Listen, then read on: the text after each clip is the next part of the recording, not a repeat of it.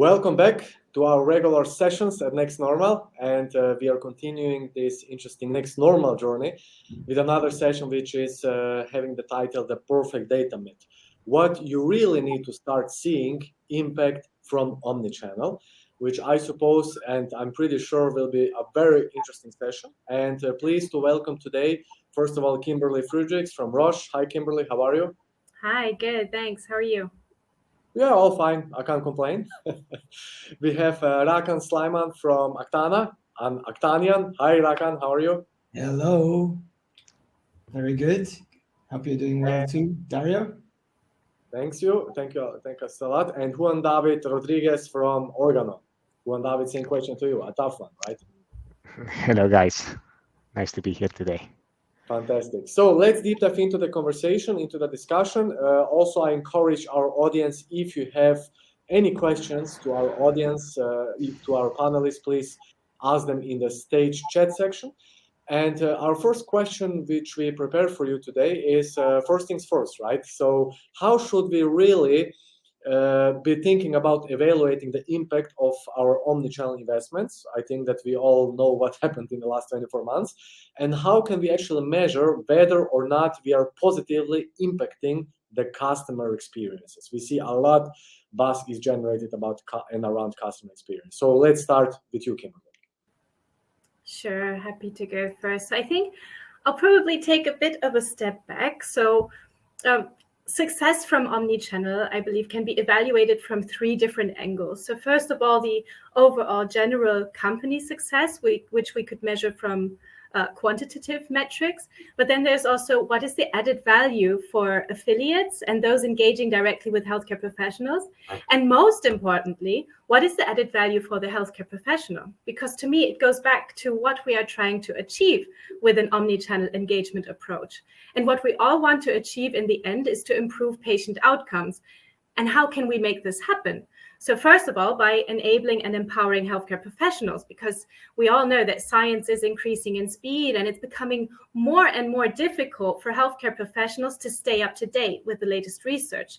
So with a personalized omnichannel approach, the aim is to make it as easy as possible for them to stay up to date and find the information they are looking for when they come to our websites and our people. And instead of offering several, I call them dead-end services, we want to provide them with a seamless experience, a flow, a Netflix or Amazon type experience that they are used to in their private lives. So back to the question, how can we measure success? What we want to measure in the end is an increase in awareness, in engagement, ideally conversion, which is really tricky to measure, and overall satisfaction with their interactions with the company. And there are several ways to do this. So you can start immediately when implementing omnichannel approaches by comparing the data sets you had before personalizing the experience and after. But most importantly, it's always of value to ask the customer directly. So to implement real value add services, you really need to know the customer and his preferences, and you really need to listen in.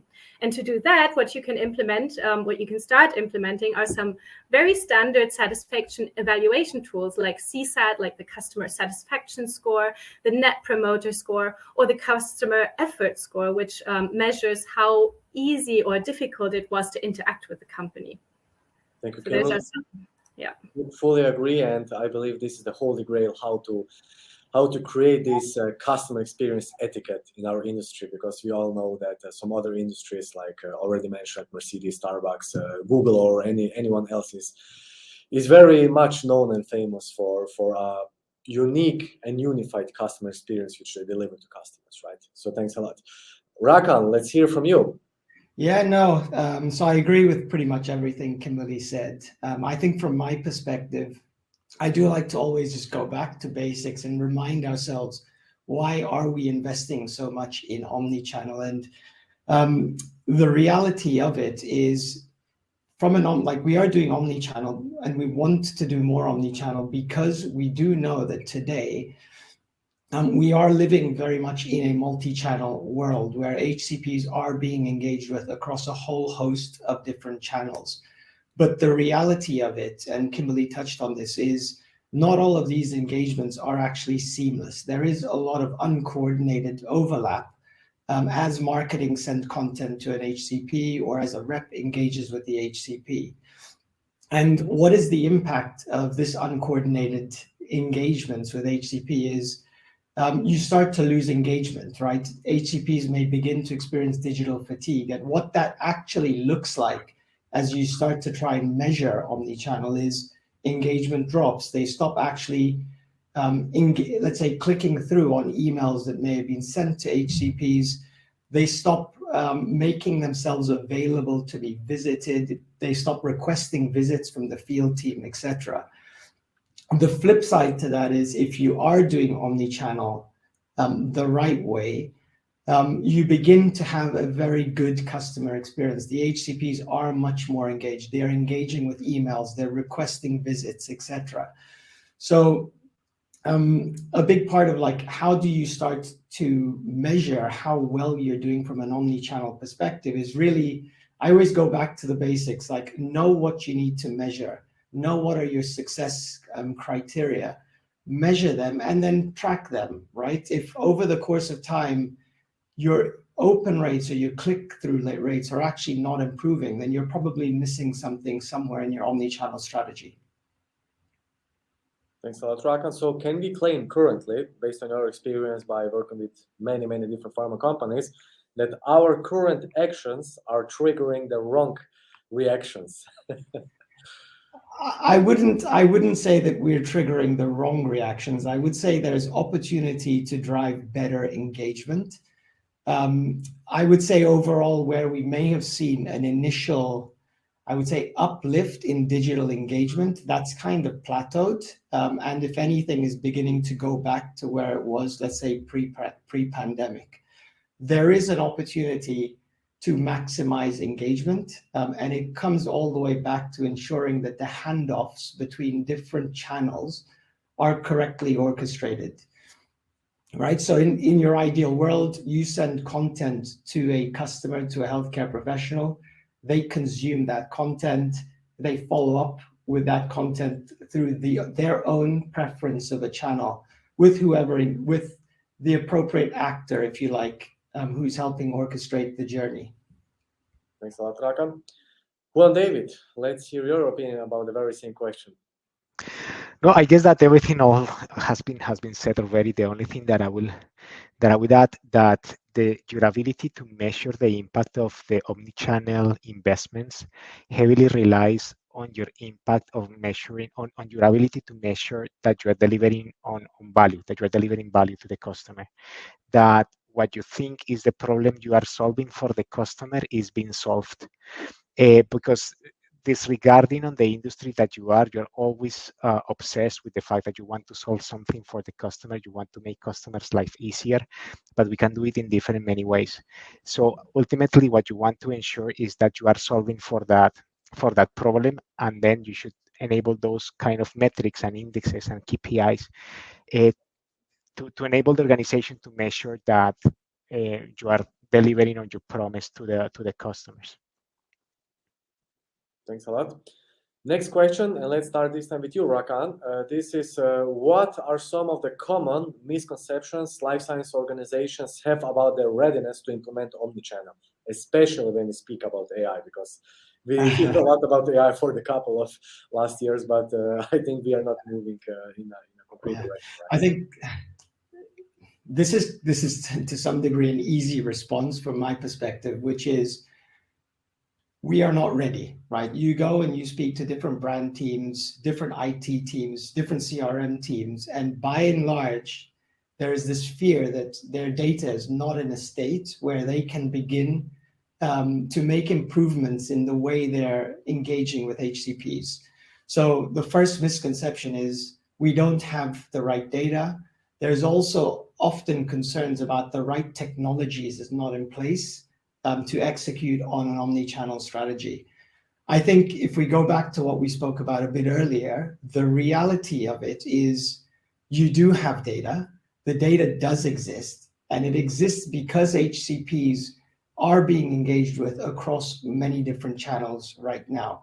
Might not be done in the most optimal way, but you do have information about we're trying to engage these HCPs across these channels they're not engaging with us, or they are engaging with us. So the data is there and it's very rich. On the AKTANA side, we've actually carried out many data readiness assessments. So it's kind of like at the start of our projects, we plug into their CRM systems, we plug into their marketing automation systems, and we go in and genuinely we're going in to see the state of their data. And every time it's kind of like they're afraid of the outcome.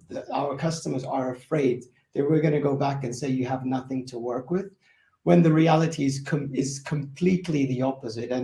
And I would say it feels like every time we do these data readiness assessments, they are even more ready, right? It's part of this is almost a consequence of the last 24 months that we've been through. Thank you, Rakan. Kimberly? Yes, I think adding to what Rakan said, I think also one of the major misconceptions is that it has to be this major initiative that spans the entire company. I believe that you can start small, start somewhere in a specific area with a specific audience, start getting feedback from customers, demonstrating value and impact, and then expand towards other areas. Thank you. Juan David? Yeah, no, I guess that we all have very, very high ambitions on when we start the omnichannel kind of journey, and we want to go with the big bang approach. And that the only thing that does is to dilute your efforts and your areas of focus. So I guess that there's nothing wrong with starting small, maybe focusing in 1-2 channels that you can really orchestrate, that you can have a seamless experience between both of them and deliver the value that you're promising to the customer, instead of trying to go broad and to cover all the channels that you probably haven't tried before.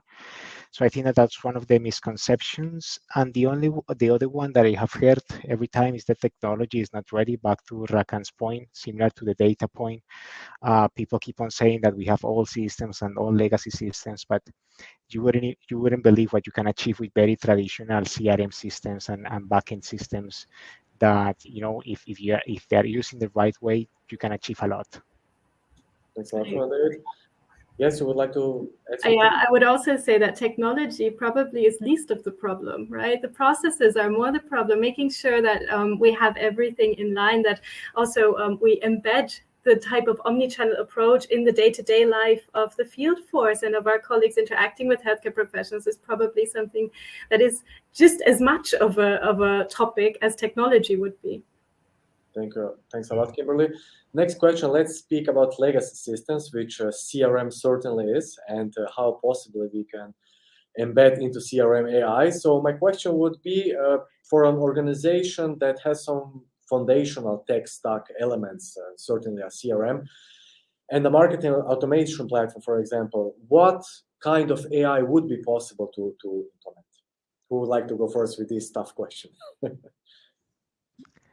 I can go first. I always laugh when we refer to AI and artificial intelligence, because in the majority of the cases there's no intelligence behind. It's only a rule-based system that can solve for your needs.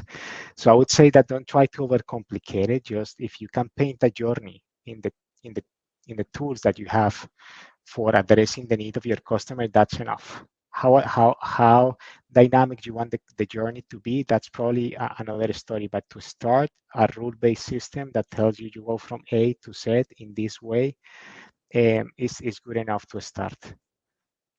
So again, for example, just to make a very tangible example of what I'm saying, you can program very easily that depending on the reaction on an email, then you can trigger a call with the field force, for example. Things like that are very simple to achieve, and you don't need like a rocket science technology behind it. Thanks a lot. Kimberly? I'll let Rakan go first. I think. No, I did want to add. So I do agree with a lot of what Juan did say. I also have a slightly different perspective, in the sense that depending, if you like, on how you use your CRM and how you use your marketing automation systems, and to some degree, how much data you have consolidated in those systems, there is different kinds of AI solutions that you can begin to realize the benefits from. So at its most simple, if you imagine all your CRM is really being used for is logging calls, let's say, face-to-face calls with healthcare professionals, then you can obviously leverage AI to try and optimize your scheduling to maximize not only the rep's time, but also the HCP's time, which is very valuable. Juan made this point earlier, which is if you're using just two channels, which is the reps are doing face-to-face calls and maybe also managing approved emails to the CRM, then you can do a little bit of which is the better channel to use to engage with this specific HCP. And AI can help with that.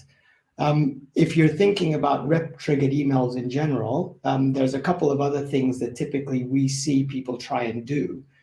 One is, okay, let's assume I've got 2-3 pieces of content, which is actually the best piece of content to deliver via an email to this HCP. So helping select that content.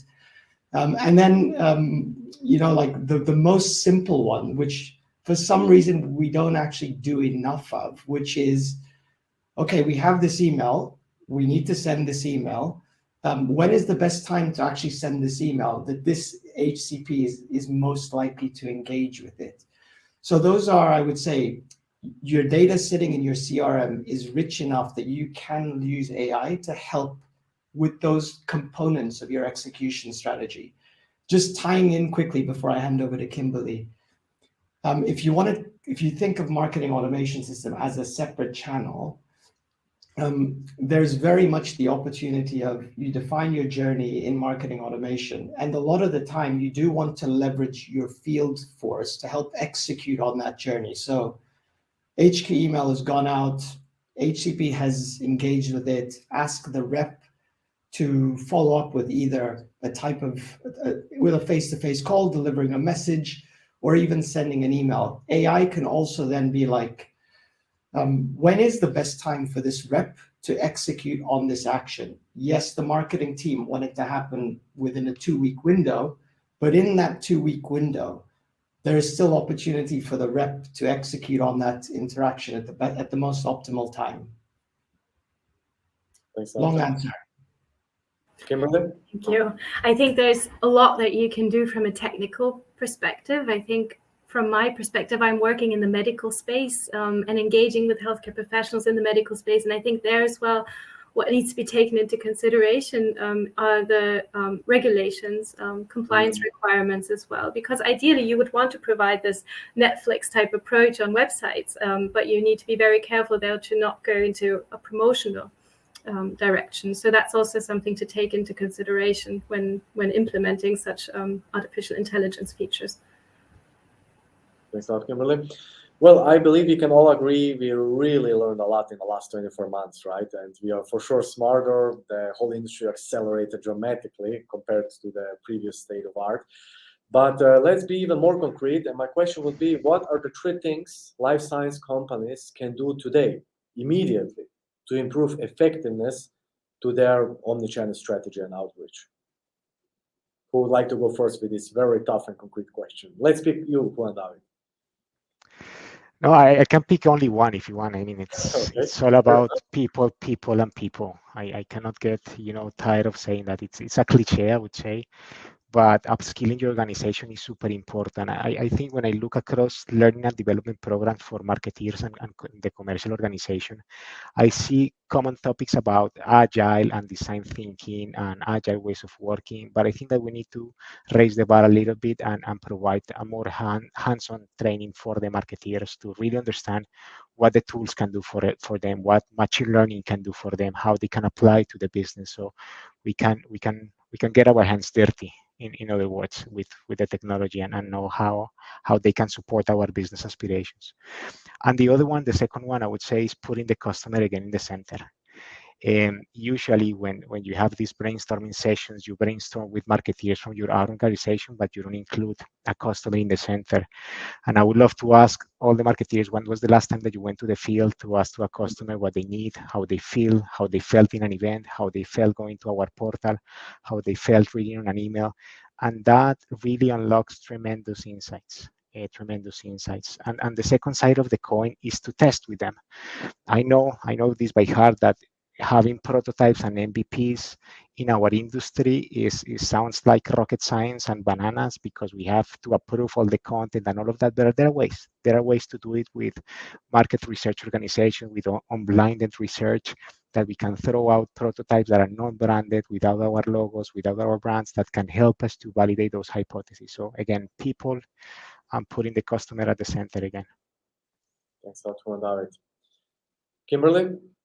Yes, so I agree with everything that Juan said. I would also add that to just implement as many feedback features as possible, to experiment, try things out, and implement as many feedback features as possible, and to also make sure that within the processes we start really basing all decisions on data. So really having this data-driven decision-making as part of the culture. It goes back also to the people, as Juan was saying, that piece of embedding omnichannel approaches in the day-to-day life, not only of field force, but also of the people taking the different decisions on solutions, on tools, on websites, on channels and strategies. Thanks a lot. And Rakan? I agree with everything that's been said. I think, and I know both Juan and Kimberly have mentioned this, but kind of focusing on your customer. In my mind, it's kind of like know your customer. What are the pain points that they're experiencing today in this, let's call it multi-channel world, where we are trying to engage with them across all of the channels? So, and you can do that through interviewing HCPs, surveying HCPs, etc. But you can also do that by looking at your data. What type of engagement is working? What type of engagement is not working? So I would have one category of like know the customer. And to some degree, their pain points should help you, which is, I would say, my second point, which is set your KPIs, right? What are the leading metrics that you need to have in place to, going back to the first question, to evaluate whether or not your execution strategy or your omni-channel strategy is working for them. And then the final one, and this is probably a cheat one, but it's kind of just get started, right? So it's kind of, I think, what Kimberly was mentioned, which is there's so many opportunities out there. Get started, have a strong feedback loop, iterate and improve. Because even to the point that I made earlier of people being worried they don't have the right data, getting started helps you generate the right data, right? So it's kind of, there's this vicious feedback loop that getting started helps you achieve. Exactly. Every journey starts with a single and tiny step, right? In the meantime, we received a couple of interesting questions from our audience, and one in particular, I suppose, is connected to Rakan, and this is, you're referring to best time to send emails. In my experience with many target groups, I don't see a difference in opening rate. What's your experience with that? So difference from both opening rate and click-through rates. We do see this. There are definitely pockets of HCPs that engage with content at different times in the day. I would say that we see this not only within brands, but also within markets, right? That certain markets tend to have HCPs more willing to engage with content on certain days of the week, certain times within the day. So I would say that we do see that. We have seen that difference. And if I just go back, like part of what AKTANA does is suggest the best time, if you like, to engage with a healthcare professional. Part of what we do in that suggestion is this is the right time. Like literally, this is the time of the day to send this email. And part of doing that is because we see a difference. And what's a good open rate from your experience? More than 20%. Okay, more than 10%. What's your experience, Kimberly, Juan, David? Kim, you want to go first? Sorry? Please go ahead, Juan. No, I think that it varies. It varies a lot depending on the audience and how specialized your audience is or how small your audience is. I have seen rates from 40% to 20%. And I guess in my view, what matters is click-through rate. So I'm a bit more acid on the way that I measure email efficiency. Yeah. I think that's a good point. Depends on the audience and what you're trying to achieve. If you're only sending something out to a very small group of audience, but you really expect them all to open the link because it's part of one of your KPIs that you set in the very beginning, then 20% would not be sufficient, but it really depends on what you're trying to achieve. Exactly. However, my biggest learning from this session is certainly a quite simple advice, and this is ask your customers, right? Because you have to ask the customer. Maybe he just needs a simple advice. Maybe he just wants to see you either face-to-face, either via Zoom, whatsoever. So this is certainly something on what we should build on, and certainly our industry should move into that direction. Next question. Let's pick one. Usually, if the content is rich, I save the email and study later. Well, that's an interesting one. I do the same, but frankly speaking, I'm not opening that so often. So, right? And if I don't read it immediately, then it's on the backlog. Exactly. Absolutely. I see a very interesting comment from Edward that the content side is also another pillar that you need to look very carefully when designing omnichannel experiences. And I think that is a spot on comment. You need to work in a way to have your content ready to be delivered on any of the channels depending on the preference of the customer. If you don't do that, then what you're using is just taking paper to a PDF and sending it through the channels. So it's a very good comment. Speaking about the content, have you noticed in the last 24 months that our content went from this push strategy to the pull strategy, or still this is quite uncertain in your personal experience? Rakan, maybe you can speak because you're really working with a lot of different pharma companies, right? No, so I would say from a content perspective, what has been clear is there's more content to work with today than there was 24 months ago.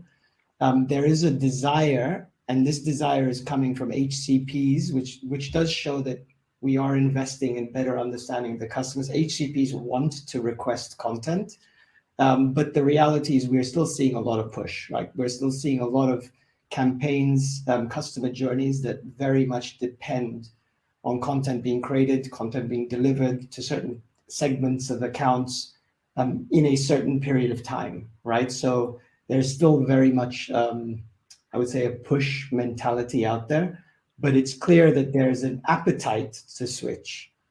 Yeah. However, I do believe, Rakan, that there is like a discussion between who is the good guy here, either push or pull, and I think that you need a good combination depending on the channel and the need that you're solving for. So, for example, awareness is where you can have push dynamics, whereas advocacy or evaluation is where you want to have pull options for your customers. So I think that a good combination, depending on what you're solving for, is a good mix. It's not one or the other one, is how you combine both, in my view. Exactly. No, I would agree with that. Fully agree. Kimberly, anything to add? No, it comes back to putting the customer at the center, like Juan mentioned. I think that's the most important. And then we will understand more and more what the preferences are also with regards to push and pull for which type of content. And it's down to delivering value in the end. What is it that they need from us so that they can help improve patient outcomes? And that's where we need to get even closer to the customer to understand what the preferences, what the needs are, and then to base all of our decisions on that. Fantastic, Kimberly. Couldn't agree more. A very smart and wise final words. So thank you once again for joining this quite interesting session. Thank you, Kimberly, Juan, David, and Rakan, and hopefully to see you also very soon in person. Take very good care. Thank you. Thank you so much. Thank you so much, Dario. And Bye-bye. Kimberly, Juan, take care. Bye. Bye.